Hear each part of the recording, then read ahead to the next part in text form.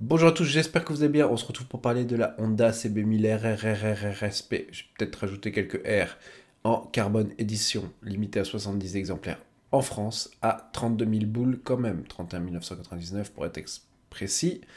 Voilà, ça fait 5 000 euros de plus qu'une version normale pour un carénage full carbone, une petite signature de Zarco à l'arrière de la moto et le logo HRC à l'avant. Bon, en vrai, quand vous regardez le prix d'un carénage carbone, c'est pas si cher que ça, 5000 balles, elle est en édition limitée, donc il y a peut-être moyen de faire une petite culbute sur la revente. Je sais pas trop à quel point elle va être prisée ou pas. Comme d'habitude, souvent avec les versions limitées, ça va se vendre en 4 secondes et demie. Mais quand on voit qu'un carénage full carbone, c'est 3 à 4 000 rapidement euros, là, vous l'avez, c'est pas si cher que ça la culbute qu'ils ont fait. Pour une fois, je la trouve pas si excessive, comme certaines marques qui rajoutent 15 000 balles pour 3 trucs.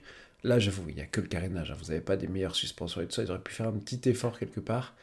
Ils l'ont pas fait, mais le prix reste à peu près ok. Pour le poids, on est toujours sur pareil qu'avant. Elle perd quand même 1 kg grâce à ce carénage. Attention, du plastique au carbone, c'est moins cher, moins cher, moins lourd d'1 kilo. Voilà pour toutes les différences. Sinon, c'est exactement la même mouture que la 1000 SP de base. Donc vous êtes sur 217 chevaux quand même, hein. Pour un 1000 cm3 en 4 cylindres basique, c'est énorme. 113 Nm de couple à 12 000 et 201 kg, donc plus de 202, avec le plein. Donc ça fait vraiment un rapport poids-puissance assez hallucinant sur cette moto. Bon, comme on peut le voir, elle est full noire avec le carbone et à côté full black. Elle est magnifique cette moto. Mais il y a juste un truc que j'aime pas dessus, c'est le capot arrière. Le capot arrière, je sais pas. Avec la selle passager, ils auraient pu faire un truc un peu plus joli. D'accord, vous mettez un capot, ça devient magnifique.